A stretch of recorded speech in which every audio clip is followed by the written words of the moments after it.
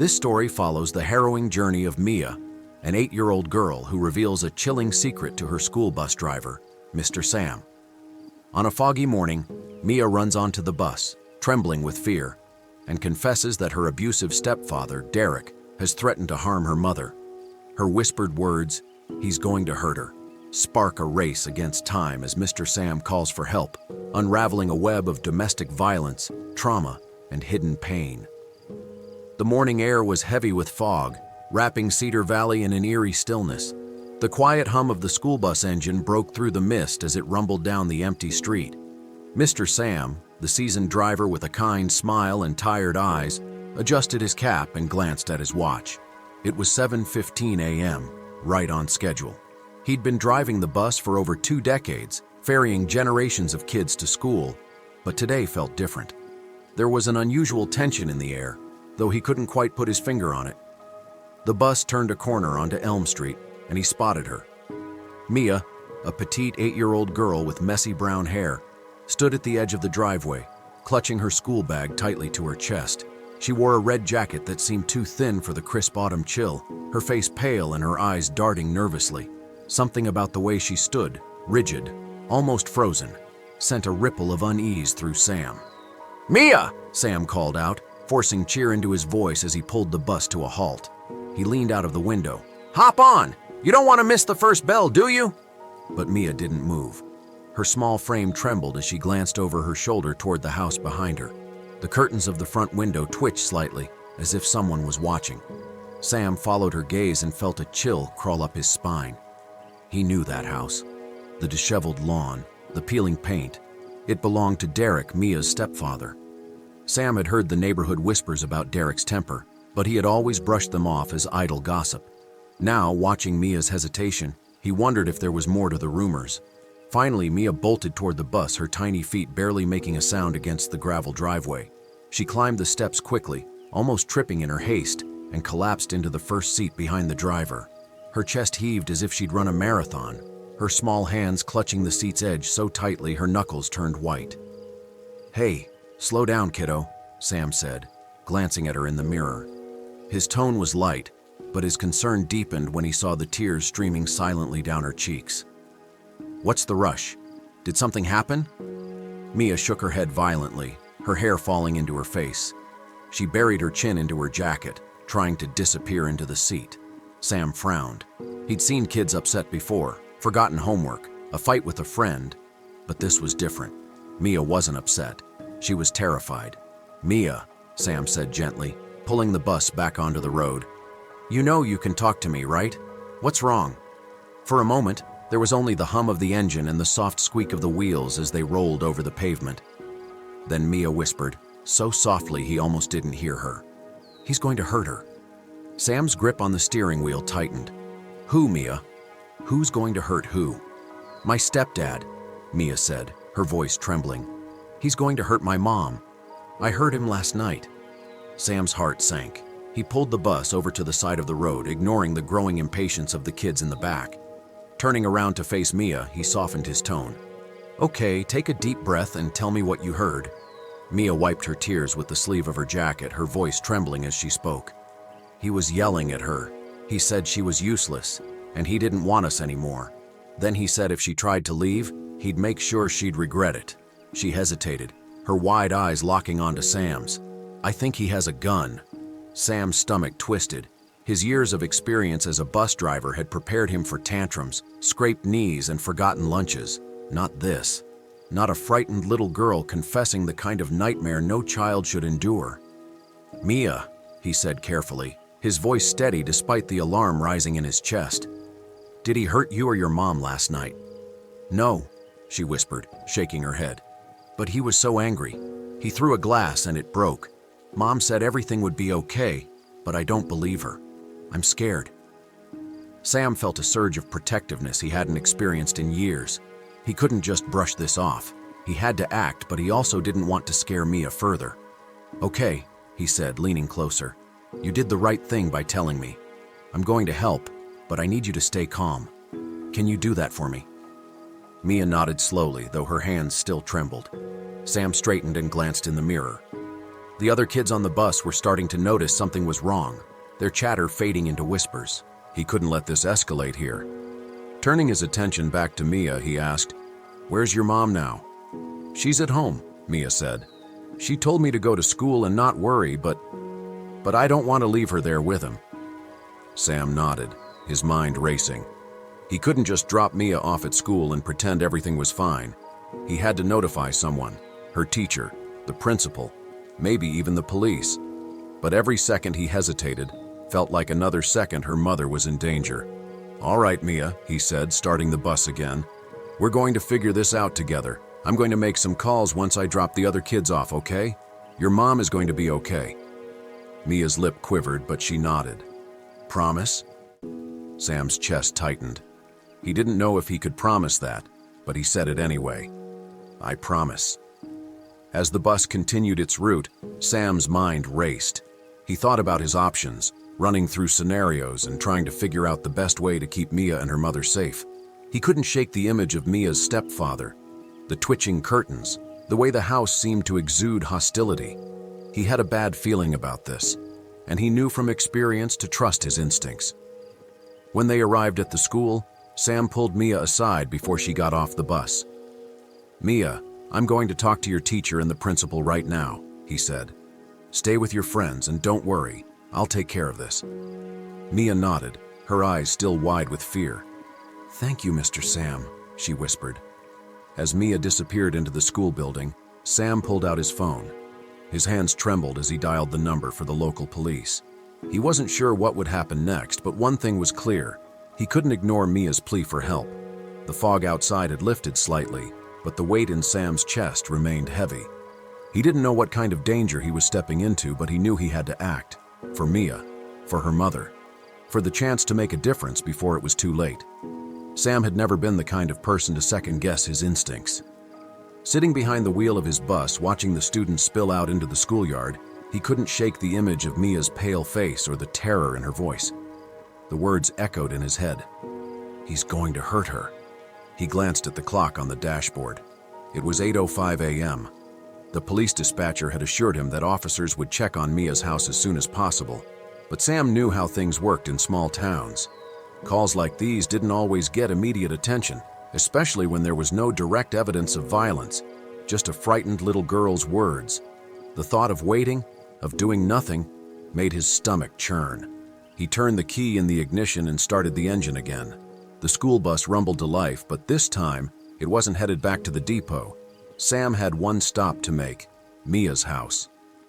As he drove down the empty suburban streets, the morning sun began to burn through the fog. Sam's mind raced with possibilities. What if Mia's stepfather, Derek, was armed and dangerous? What if Mia's mom was already hurt, or worse? He tightened his grip on the steering wheel, his knuckles turning white. He didn't have a plan, just a gut feeling that he couldn't ignore. The bus rolled onto Elm Street, and the house came into view. It looked even more uninviting in the harsh light of day. The front lawn was overgrown, littered with bits of trash and broken toys. The paint on the house's siding was chipped and peeling, and the curtains in the front window were drawn tight, blocking any view inside. Sam parked the bus across the street, his heart pounding. He sat there for a moment, staring at the house, trying to summon the courage to step inside the unknown. "Think, Sam. What's your next move?" He reached for his phone and dialed the dispatcher again. This time he didn't mince words. "This is Sam, the school bus driver who called earlier about the situation on Elm Street. I'm at the house now, and I'm worried. You need to send someone right away." "Sir," the dispatcher replied, her tone measured but firm. "An officer has already been dispatched. They're en route. Please do not enter the property." Sam swallowed hard, glancing at the house. "Understood," he lied, hanging up the phone. But he knew he couldn't just sit there. Every second felt like an eternity. He stepped off the bus, the gravel crunching under his boots as he approached the house.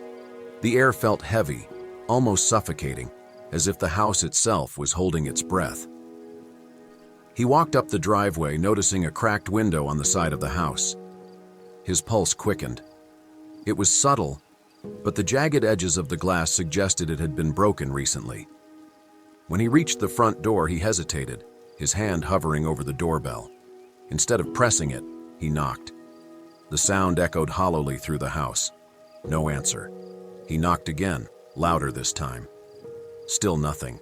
The house remained eerily silent, the kind of silence that prickled at the edges of Sam's nerves. "Hello?" he called, his voice firm but cautious. "Mrs. Johnson. Derek, is anyone home?" There was no response, but he thought he heard a faint sound, a muffled noise, almost like a whimper. His heart leapt into his throat. He tried the doorknob, and to his surprise, it turned easily. The door creaked open, revealing a dimly lit hallway. The air inside was stale, carrying the faint smell of alcohol and something acrid that Sam couldn't quite place. "Hello?" he called again, stepping inside. The wooden floor creaked under his weight. The house was a mess. Empty beer bottles and crushed cans littered the coffee table in the living room, and the couch cushions were askew as if someone had been searching for something in a hurry. A shattered picture frame lay on the floor, the photo inside crumpled but still visible. It was a family portrait: Mia, her mom, and Derek. Mia was smiling brightly, but her mom's smile seemed forced, her eyes shadowed with an emotion Sam now recognized as fear. The muffled sound came again, this time louder and more distinct. It was coming from the back of the house. Sam's heart pounded as he moved cautiously down the hallway. Each step felt like walking a tightrope over a pit of snakes. He passed the kitchen, its counters cluttered with dirty dishes and empty takeout containers. A chair lay on its side, as if it had been knocked over in a struggle. When he reached the closed door at the end of the hallway, he paused.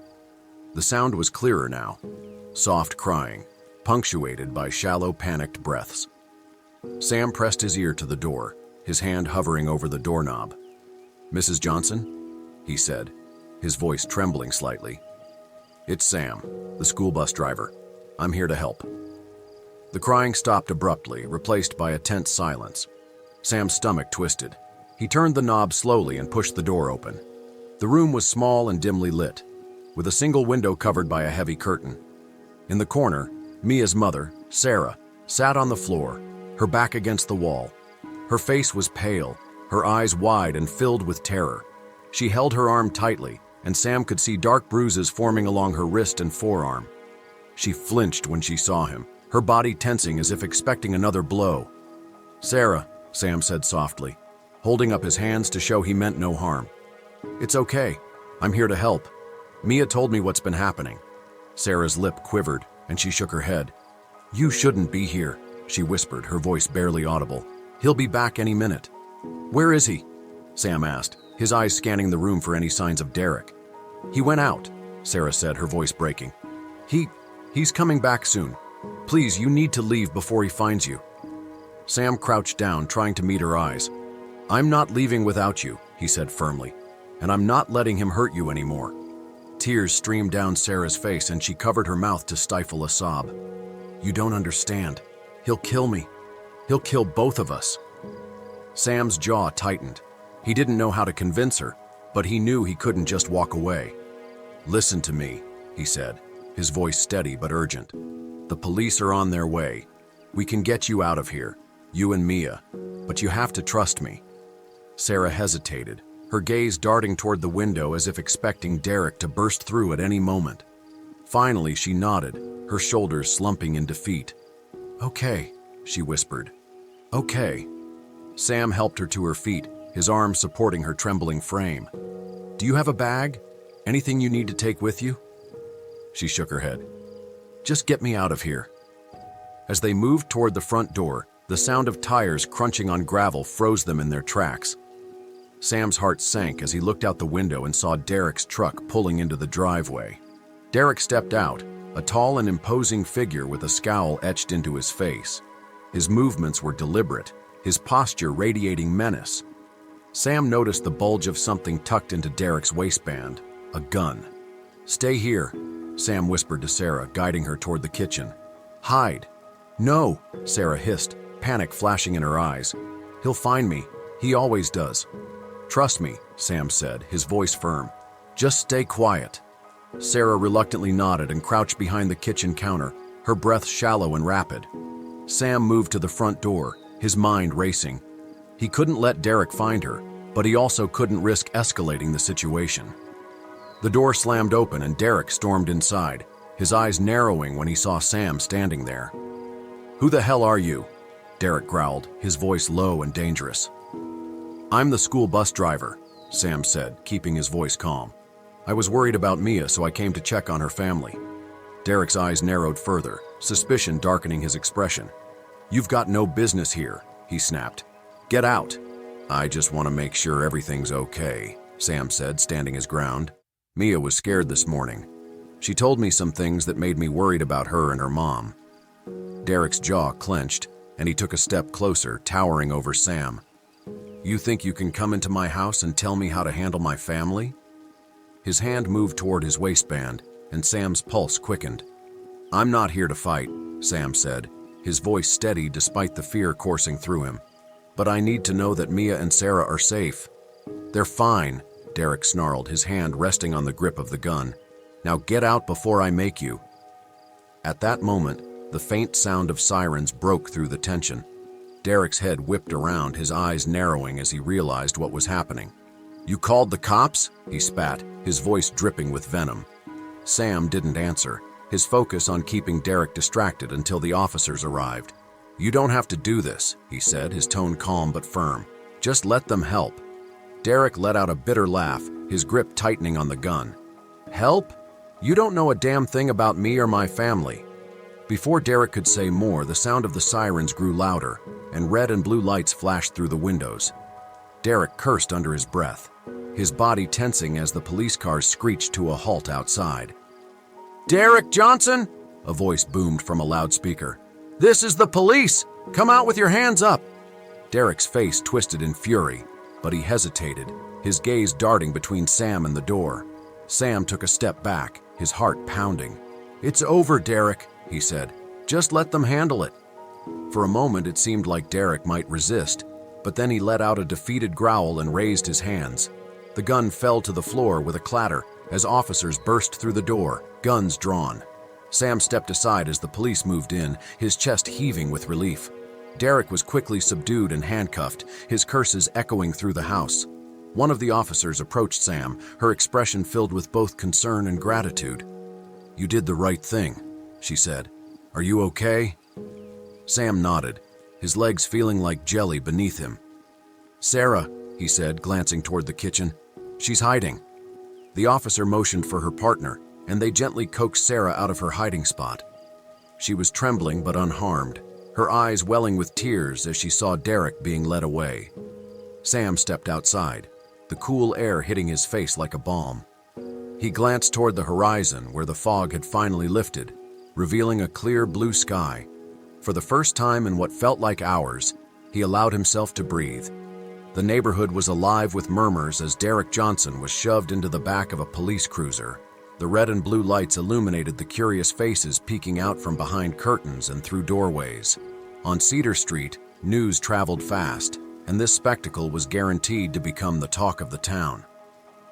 Sam stood on the front lawn, his hands shoved deep into his jacket pockets, watching as the chaos began to settle. His heart was still racing, and his legs felt unsteady. Despite the relief of seeing Derek in handcuffs, a gnawing unease lingered. The ordeal wasn't over. Inside the house, Sarah clung to the edge of the kitchen counter, her breathing ragged. An officer was trying to ask her questions, but she could barely focus on his words. Her hands trembled as she gripped the counter harder, her knuckles white. Mia was nowhere to be seen, and the thought of her daughter being caught up in all this made Sarah's stomach churn. "Ma'am," the officer said gently, his tone softer now. "We need to get a statement from you. Can you sit down? I'll get you some water." Sarah nodded numbly, allowing herself to be guided to a chair. Her mind was racing, replaying the events of the past few hours.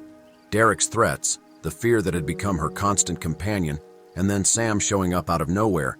It was all too much. As the officer stepped away, Sam hesitated at the doorway, unsure if he should leave or stay. He felt out of place in the small, chaotic kitchen, but he couldn't bring himself to walk away. Sarah glanced up and caught his eye. For a moment, neither of them spoke. Then, in a voice barely above a whisper, she said, "You shouldn't have come." Sam took a cautious step forward, his voice calm and steady. I had to, Sarah. Mia was terrified. She told me. He stopped himself, unsure how much to say in front of the officers bustling around them. Sarah's eyes filled with tears and she shook her head. You don't understand. Derek, he's not just going to let this go. He'll find a way to make us pay. He won't get the chance, Sam said firmly, his hands tightening into fists at his sides. The police will make sure of that. But even as he said the words, he knew how hollow they sounded. He had seen cases like this before. Men like Derek didn't give up easily. Restraining orders and jail time weren't always enough to stop them. The thought made his stomach twist. Where's Mia? Sam asked, his voice softening. He looked around the small kitchen, hoping to see the girl who had started this whole chain of events. Sarah wiped her eyes and gestured toward the hallway. She's in her room. She locked herself in. Sam nodded. Do you want me to check on her? Sarah hesitated, then nodded reluctantly. She might talk to you. She trusts you. Sam walked down the dim hallway, his boots making soft thuds against the worn wooden floor. He stopped in front of a door decorated with faded stickers of butterflies and flowers. He knocked gently. Mia? It's Sam. Can I come in? There was no response at first, just the faint sound of rustling inside. Then, after a long pause, he heard the click of the lock. The door opened a crack, and Mia's pale face appeared, her wide eyes still brimming with fear. Hey, Sam said softly, crouching down to her level. Can I come in? Mia nodded silently and stepped back, letting him into the small room. The walls were covered in faded wallpaper, and the bed was unmade, with stuffed animals scattered across it. Mia climbed onto the bed and hugged a worn teddy bear tightly to her chest. Sam sat down on the edge of the bed, giving her space. You okay, kiddo? Mia shrugged, her eyes fixed on the bear. Is he gone? She asked in a small voice. Sam nodded. The police took him away. He can't hurt you or your mom anymore. Mia looked up at him, her eyes searching his face for reassurance. But what if he comes back? Sam took a deep breath, choosing his words carefully. The police are going to make sure that doesn't happen, and if he tries, they'll stop him. You're safe now, Mia. Mia didn't look convinced. She hugged the bear tighter, her small body trembling. I was so scared, she whispered. He was yelling at Mom and she was crying, and I didn't know what to do. I just wanted him to stop. Sam felt a lump rise in his throat. He reached out and gently placed a hand on her shoulder. You did the right thing telling me what was going on. You're really brave, you know that. Mia's lip quivered, and she looked down at the bear again. Mom says we're going to be okay, but I don't know if I believe her. Sam's heart ached for the little girl sitting in front of him. No child should have to carry so much fear and uncertainty. It's going to take some time, he said gently. But things will get better. You've got your mom, and she loves you so much.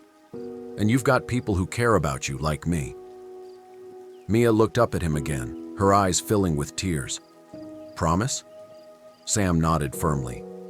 Promise. They sat in silence for a moment, the weight of everything that had happened settling over them. Then, in a small voice, Mia said, Thank you for coming. I don't think anyone else would have. Sam swallowed hard, his chest tightening. You don't have to thank me, Mia. I'm just glad I could help. Back in the kitchen, Sarah was speaking with a detective, her voice shaky but determined. She was recounting the years of abuse she had endured, the threats Derek had made, and the nights she had spent lying awake wondering if she and Mia would ever be free. I didn't leave because I thought it would be worse if I did, she admitted, her voice breaking. He told me he'd find us no matter where we went, and I believed him. The detective nodded, her expression sympathetic. It's not uncommon for survivors to feel trapped, she said. But you're not alone anymore. We're going to help you, Sarah. You and Mia deserve to feel safe. Sarah wiped her eyes, her shoulders sagging with exhaustion. I just want her to have a normal life, she said. I don't want her to grow up being scared all the time. The detective placed a reassuring hand on her arm. We're going to do everything we can to make sure that happens." As the officers began wrapping up their investigation, Sam rejoined Sarah in the kitchen. He could see the exhaustion etched into her face, but there was also a glimmer of relief in her eyes. "How's Mia?" she asked, her voice barely above a whisper. "She's scared," Sam admitted. "But she's strong, just like her mom." Sarah managed a faint smile. "Thank you," she said, her voice trembling. "For everything. I don't know what would have happened if you hadn't shown up." Sam shook his head. "You don't have to thank me. I just did what anyone would have done." Sarah looked away, her eyes brimming with tears. "Not everyone would have," she said softly. The officers escorted Sarah and Mia to a safe house for the night, ensuring they would be far from Derek if he managed to post bail. As Sam watched them leave, a wave of emotions washed over him: relief, exhaustion, and a lingering sense of unease. He had done what he could, but he knew this was only the beginning of their journey toward healing. As the police cars disappeared down the street, Sam climbed back into his bus and sat behind the wheel, staring out at the empty road. The sun was beginning to set, casting long shadows across the quiet neighborhood. He thought about Mia's fear, Sarah's desperation, and the courage it had taken for both of them to survive this long. He turned the key in the ignition, the engine rumbling to life. As he drove back to the depot, his mind raced with thoughts of what lay ahead for the Johnson family, and for him. He had stepped into their lives in a moment of crisis, but now he wondered if his role was truly over. Deep down, he knew he couldn't just walk away. Not yet. The safe house was quiet, almost unnaturally so. The walls were painted a sterile white and the furniture was sparse, just enough to offer comfort without feeling personal. Sarah sat on the edge of the bed in the small room she shared with Mia, staring blankly at the beige carpet. The events of the past 24 hours felt like a blur, yet the weight of them pressed down on her like a heavy fog. Mia was curled up on the twin bed beside her, her small body buried under a quilt that smelled faintly of lavender. She hadn't said much since they arrived. Sarah glanced at her daughter, her heart aching at the sight of her small face, even in sleep, still etched with traces of fear. The knock at the door startled her, jolting her back to the present. She stood, smoothing her wrinkled shirt, and opened the door to find Sam standing there, holding 2 steaming cups of coffee. "I didn't know how you'd take it, so it's just black," he said, offering 1 cup to her. "Figured you could use it." Sarah managed a faint smile, accepting the cup. "Thanks. I think how I take it has been the least of my concerns lately." Sam leaned against the doorframe, his expression soft but serious. "How are you holding up?" Sarah exhaled slowly, her shoulders sagging. "I don't know," she admitted. "It feels like I've been running on autopilot, like I'm waiting for the other shoe to drop." Sam nodded, his gaze steady. "That's normal. After what you've been through, it's going to take time to feel grounded again." Sarah gestured for him to come inside, stepping aside to let him in. Sam hesitated for a moment, then entered the small room, his eyes flickering to Mia. "How's she doing?" he asked, keeping his voice low. "She's been quiet," Sarah said, setting her coffee on the nightstand. "I think she's trying to process everything. But she's scared, Sam. She keeps asking if he's going to find us." Sam clenched his jaw, his hands tightening around his coffee cup. "He won't," he said firmly. "The police are watching him, and you're safe here. I'll make sure of it." Sarah studied him for a moment, her eyes searching his face. "Why are you doing this?" she asked softly. "You barely know us, but you've gone out of your way to help. Why?" Sam hesitated, running a hand through his hair. "Because I've been there," he said finally. "Not exactly the same situation, but close enough. I know what it's like to feel trapped, to think there's no way out. If someone hadn't stepped in for me, I don't know where I'd be." Sarah's expression softened. She wanted to ask more to understand his story, but the exhaustion in his eyes made her pause. Instead, she simply said, "Thank you." Sam nodded, his gaze shifting back to Mia. "Do you think she'd want to talk to me? Or should I give her space?" Sarah glanced at her daughter, her heart heavy. "She might talk to you," she said. "She trusts you, and right now, that's more than I can say for most people." Sam knelt beside Mia's bed, keeping his movements slow and deliberate. "Hey, Mia," he said gently. "It's me, Sam." Mia stirred, her eyes fluttering open. She blinked up at him, her expression groggy but guarded. "Hi," she mumbled, clutching her quilt tightly. "I brought your mom some coffee," Sam said, his tone light. "I'd have brought you hot chocolate, but I wasn't sure if they had any." Mia managed a small smile, her grip on the quilt relaxing slightly. "It's okay," she said softly. "How are you feeling?" Sam asked, sitting cross-legged on the floor beside her bed. Mia shrugged. "I don't know," she said. "Everything feels weird." Sam nodded. "I get that. It's a lot to deal with, huh?" Mia nodded, her eyes dropping to the quilt. "Is he really gone? For good?" Sam's heart ached at the fear in her voice. "The police are making sure he can't hurt you or your mom anymore," he said. "And I'll be here too, okay? You're not alone." Mia looked up at him, her eyes searching his face. "Promise?" "Promise," Sam said firmly. For the first time since they arrived at the safe house, Mia's expression softened. She let out a small breath, her shoulders relaxing. "Thanks," she whispered. Sam stayed with them for a while, helping Mia unpack the few belongings they had brought with them and making small talk to lighten the mood. By the time he left, Sarah noticed that Mia seemed calmer, the tension in her small frame easing. As night fell, the safe house grew quiet again. Sarah lay awake, staring at the ceiling, her mind racing with questions and fears. What would happen next? How would they rebuild their lives? Could they ever truly feel safe again?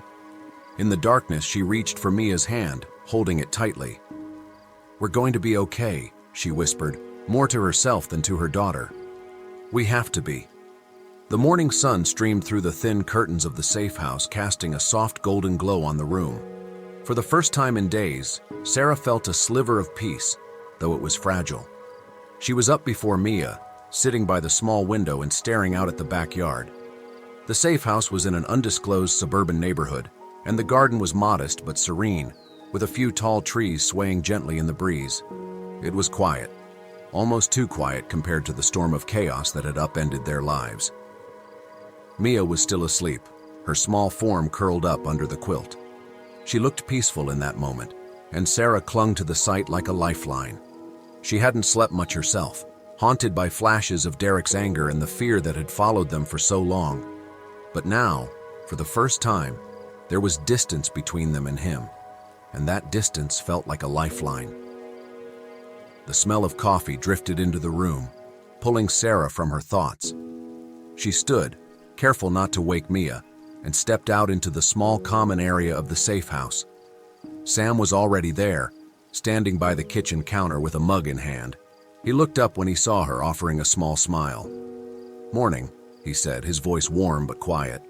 "Morning," Sarah replied, running a hand through her hair. "You're up early."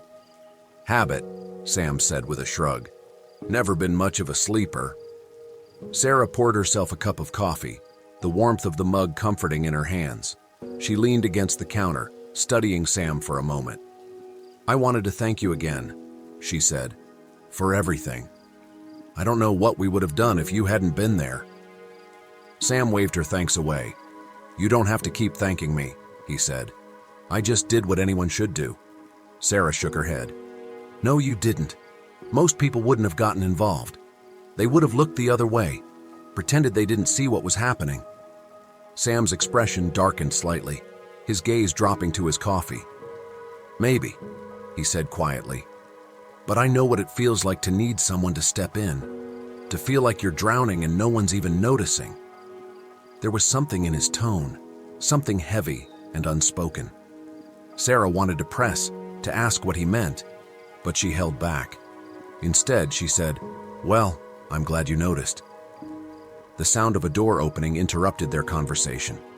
Mia appeared in the doorway, her hair tousled from sleep. She rubbed her eyes, looking small and vulnerable in her oversized pajamas.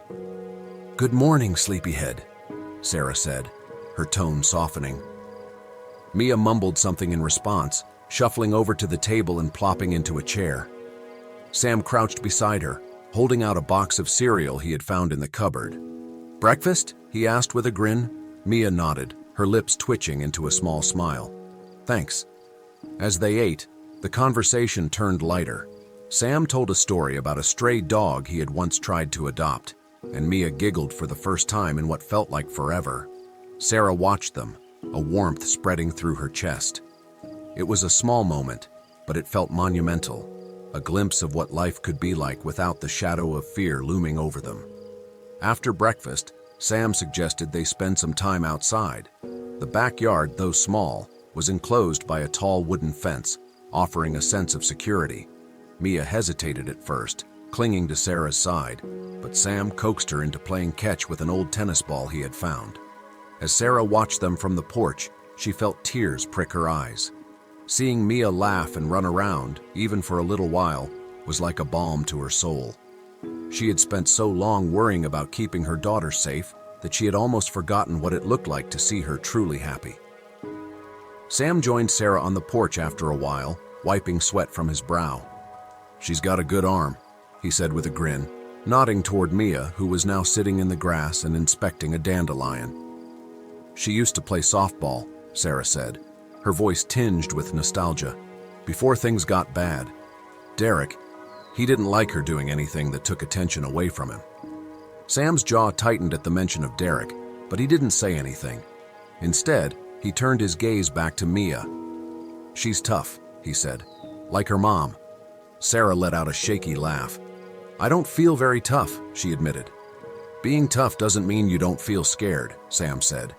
"It means you keep going anyway. And you've been doing that every day." His words settled over her like a warm blanket. She hadn't realized how much she needed to hear that. As the day went on, the safe house began to feel a little less foreign. Mia explored the small library in the living room, her curiosity returning bit by bit.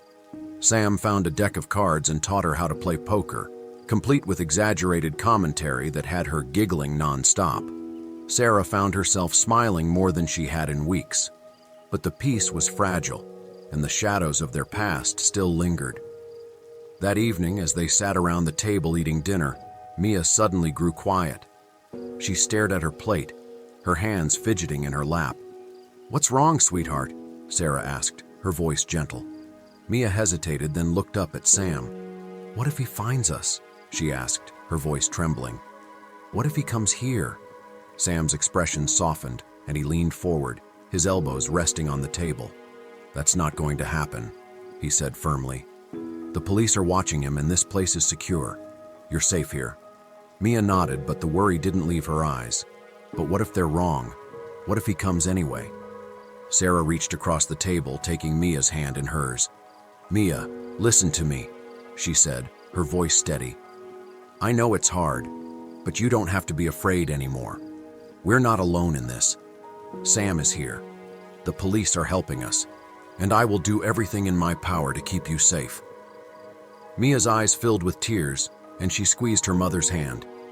"Okay," she whispered. After dinner, Sam stayed up with Sarah in the living room, going over the next steps.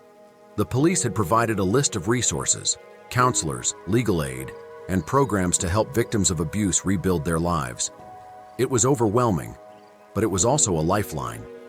As they talked, Sarah felt a sense of determination take root.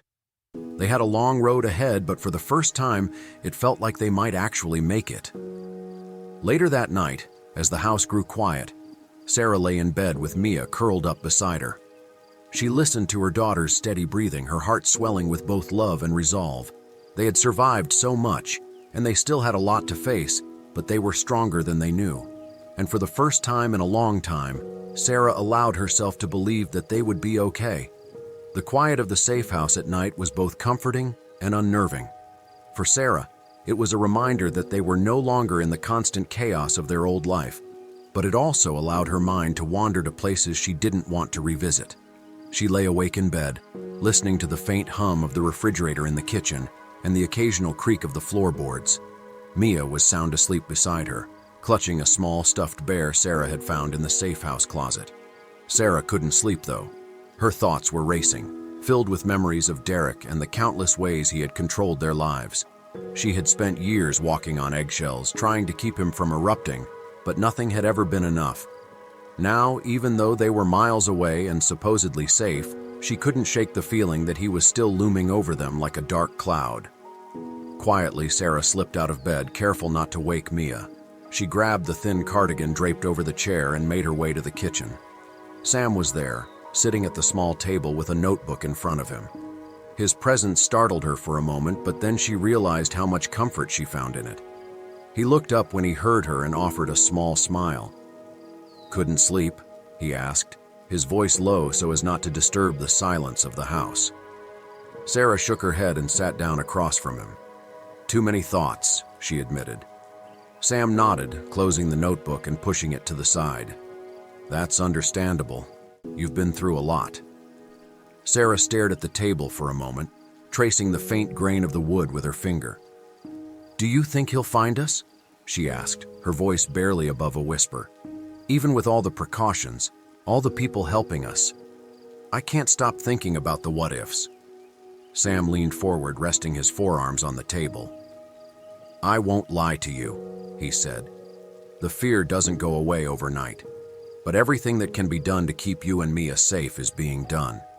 And you've already taken the hardest step by leaving. That's something Derek can't undo." Sarah nodded, though the knot in her chest didn't loosen. I don't know how to stop being afraid," she said. "It feels like he's still everywhere, even when he's not." Sam's expression softened. "That's trauma," he said gently. "It has a way of sticking with you, even when the immediate danger is gone. But you're stronger than you think, Sarah. You've already proven that by getting this far." They sat in silence for a while, the quiet between them comfortable. Sarah appreciated Sam's presence more than she could put into words. He didn't push her to talk, didn't try to fix things with empty reassurances. He just listened, and that was more valuable than anything. After a while, Sam reached for the notebook he had set aside earlier.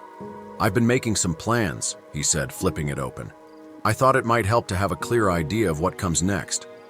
Sarah leaned forward, looking at the neat columns and bullet points he had written.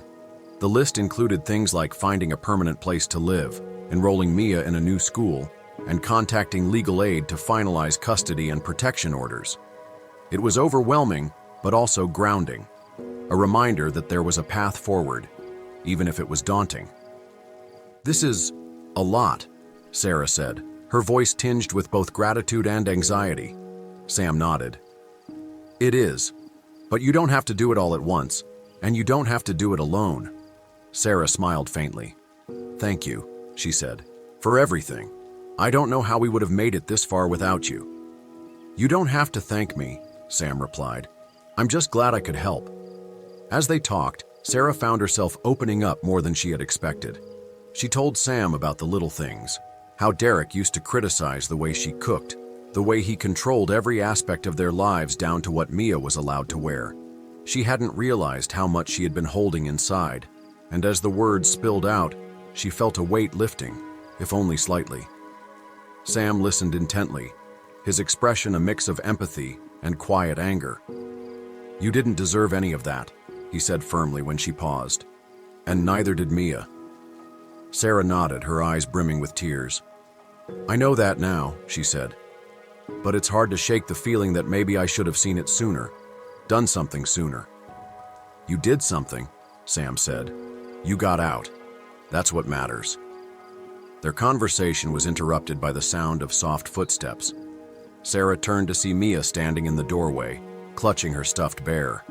Her hair was messy from sleep, and her eyes were wide with a mix of confusion and worry. "Mom?"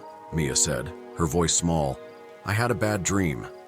Sarah immediately stood and went to her, crouching down to wrap her arms around her daughter. "It's okay, sweetheart," she said softly. "It was just a dream. You're safe." Mia nodded but didn't let go of her mother. Sarah scooped her up and carried her to the couch, sitting down with Mia curled up in her lap. Sam brought over a blanket and draped it over them, his movements gentle and unobtrusive. "Do you want to talk about it?" Sarah asked, stroking Mia's hair. Mia hesitated, then nodded. "I dreamed that we were back home," she said. "And Derek was there. He was yelling, and I couldn't find you. I was all alone." Sarah's heart ached at the fear in her daughter's voice. "That's never going to happen," she said firmly. "We're not going back there, Mia. You're not alone. I'm here, and I'm never going to let anything happen to you." Mia looked up at her eyes searching her mother's face for reassurance. "Promise?" she whispered. "I promise," Sarah said, her voice steady despite the lump in her throat. "We're safe now, and we're going to be okay." Mia nodded, her small hands clutching the bear tightly. "Okay," she said softly. As Mia drifted back to sleep in her mother's arms, Sarah felt a renewed sense of determination. She still had doubts and fears, but in that moment she knew she had to keep moving forward, not just for herself, but for Mia. They had come too far to turn back now. Sam sat quietly nearby, his presence a steady source of support. Sarah met his gaze and offered him a small, grateful smile. He nodded in return as if to say, "We've got this." The safe house felt a little less daunting that night. The shadows of the past still lingered, but they were starting to fade, replaced by the faint glimmer of hope. For the first time in a long time, Sarah allowed herself to believe that they might actually have a future free from fear, and that was enough to help her face whatever came next. The safe house buzzed with the faint hum of everyday activity. Morning sunlight streamed through the windows, casting soft golden beams across the modest living room. Sarah sat at the small kitchen table with Mia, helping her color in a sketchbook. Sam was in the corner, shuffling through a stack of papers he'd collected for their next steps. A new school for Mia, paperwork for custody protection, and potential job leads for Sarah. It was a semblance of normalcy, a routine they were desperately trying to create in the aftermath of chaos. Mia giggled as Sarah complimented her drawing, a lopsided house with a bright pink roof and stick figures holding hands outside. "Is that us?" Sarah asked, pointing to the figures. Mia nodded eagerly. "That's you, me, and Sam," she said with a bright smile, holding the sketch up for Sam to see. Sam looked over and grinned. "I like the pink roof," he said. "Very stylish." The moment felt warm, almost normal, but a subtle tension lingered beneath the surface. Sarah felt it like an undercurrent she couldn't ignore. Despite the safe house, the new plans, and the sense of security Sam worked hard to provide, the shadows of the past hadn't fully dissipated. The calm shattered when Sam's burner phone buzzed on the counter. It was a sound that immediately set Sarah on edge. Sam's demeanor changed as he crossed the room to pick it up, his movements quick but deliberate. He glanced at the screen, his jaw tightening slightly. "Everything okay?" Sarah asked, her voice careful but laced with concern. Sam nodded, though his expression didn't match his response. "It's just a follow-up from one of my contacts," he said, tapping at the phone. "I'll step outside for a minute." Sarah's stomach churned as he walked out the front door. She tried to refocus on Mia's drawing, but her daughter noticed her unease. "Is Sam mad?" Mia asked, her voice small. Sarah shook her head, forcing a reassuring smile. "No, sweetie. He just needs to take a call." Outside, Sam paced the small porch, his phone pressed to his ear. His tone was low and serious, but through the thin walls of the safe house, Sarah could pick up bits and pieces of his conversation. Phrases like, "Not possible," "How did he know?" and "We need confirmation," drifted in, each word sinking into her like stones. She clenched her hands into fists, her heart pounding. Something wasn't right. When Sam came back inside, his face was tight, and he avoided eye contact. "I need to head into town for a little while," he said, grabbing his jacket. "Just some errands." Sarah stood, stepping closer to him. "Sam," she said, her voice firm. "What's going on?"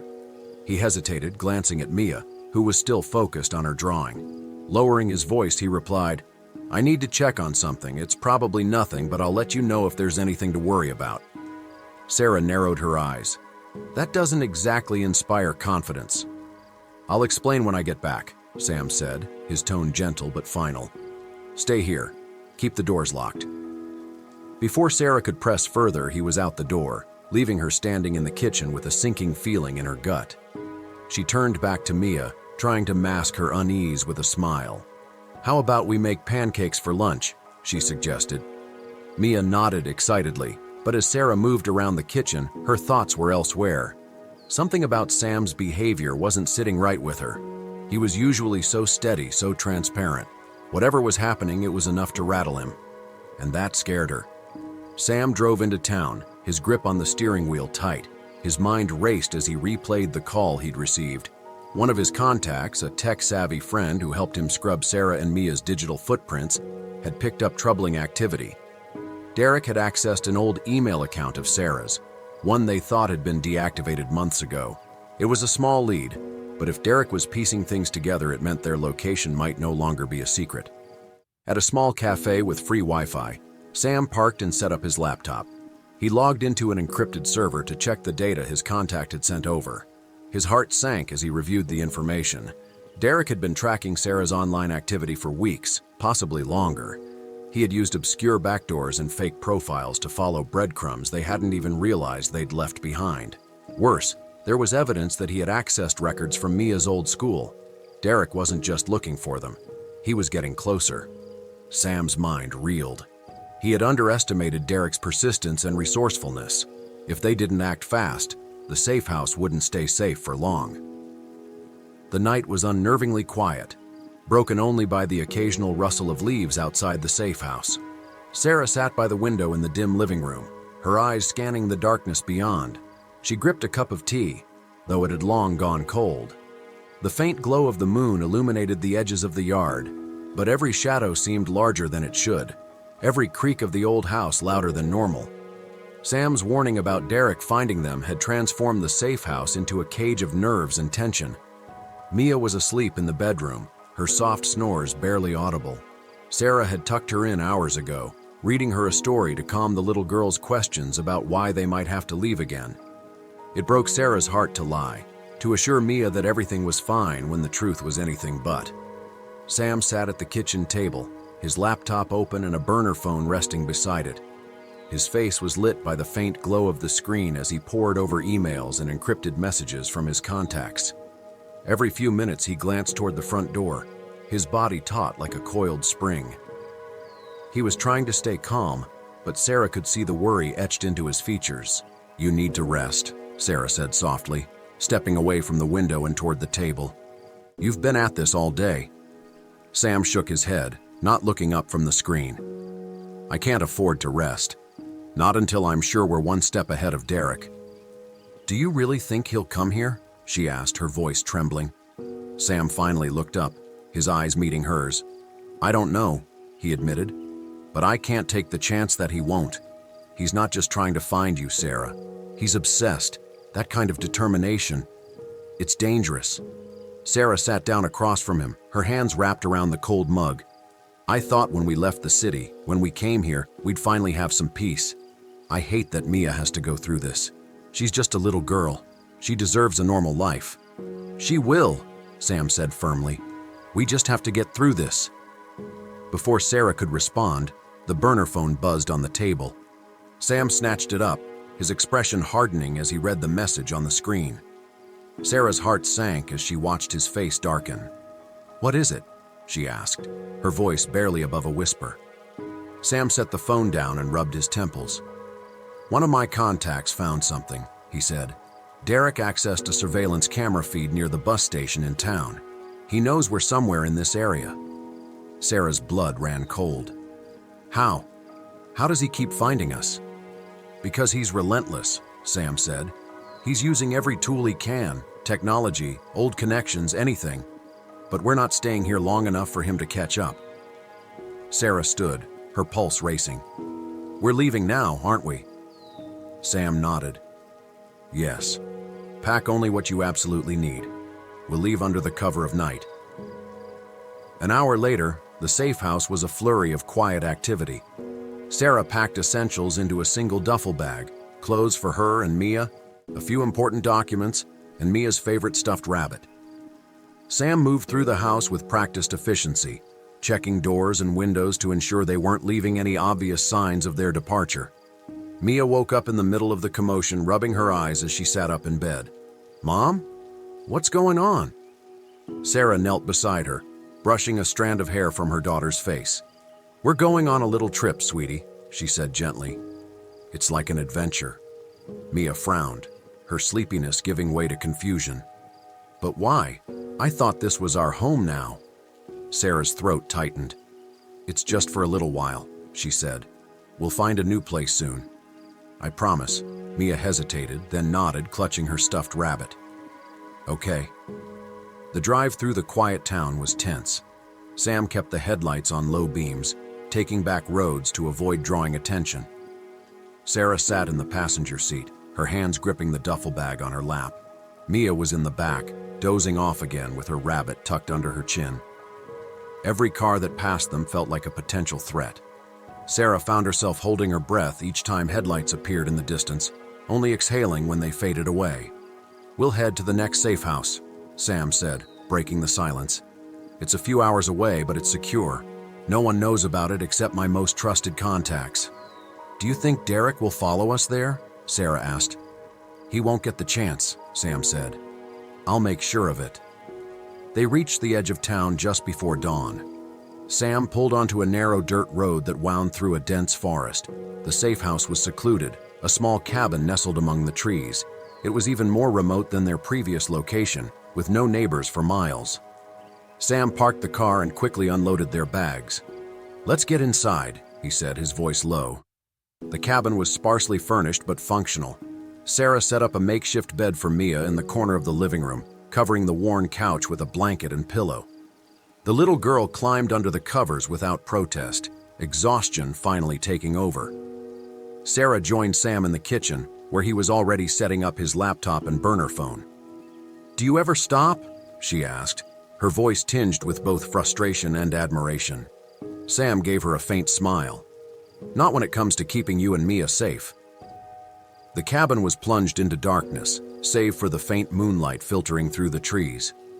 The forest outside was deathly silent, as if holding its breath in anticipation. Inside, Sarah sat on the couch, her heart racing as she watched Sam methodically check the locks on the doors and windows for the third time that evening.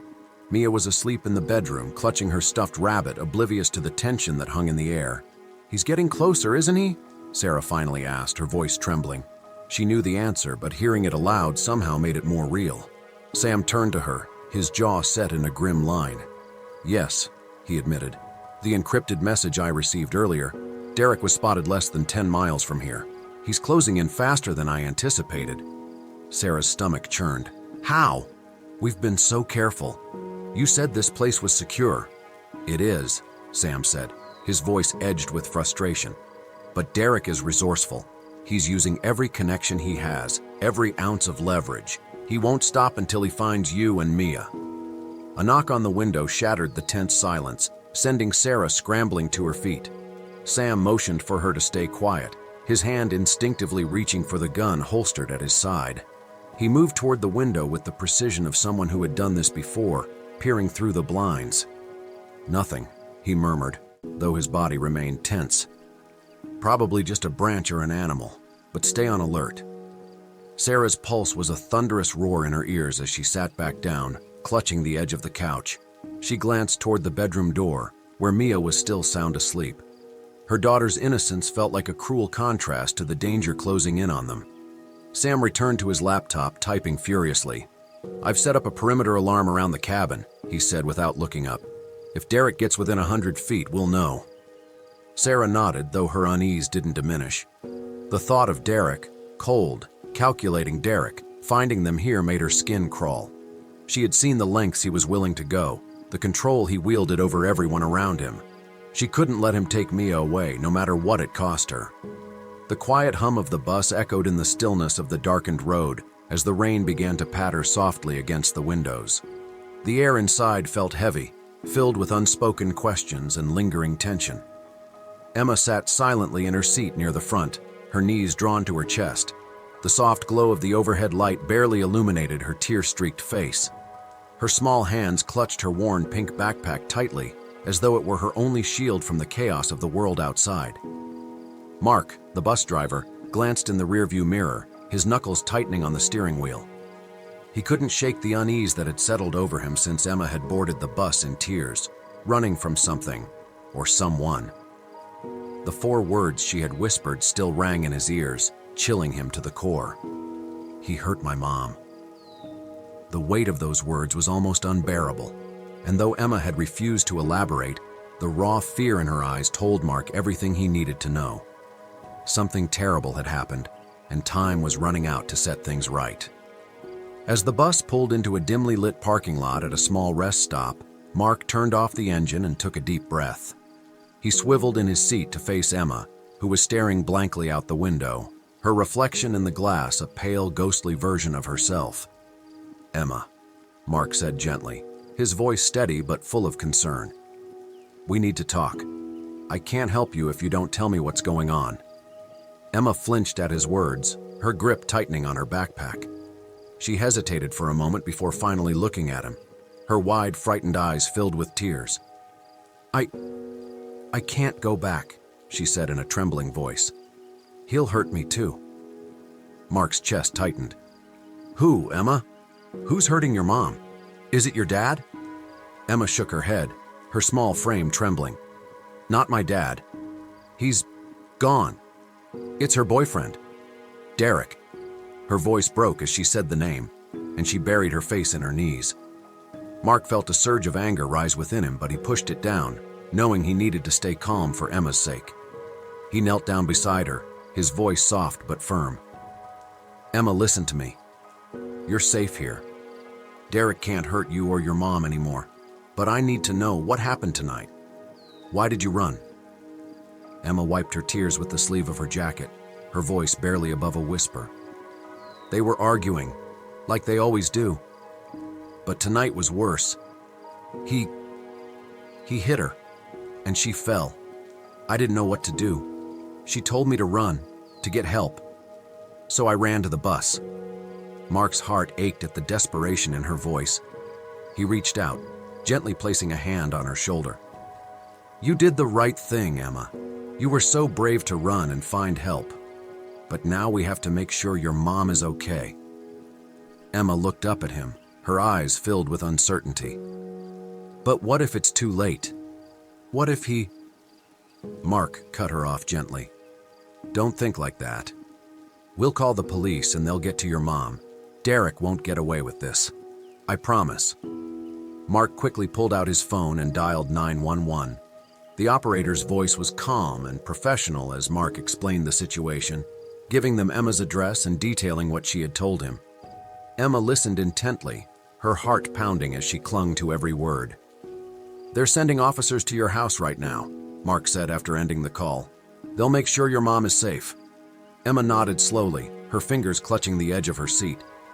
"Do you think she's okay?" she asked, her voice trembling.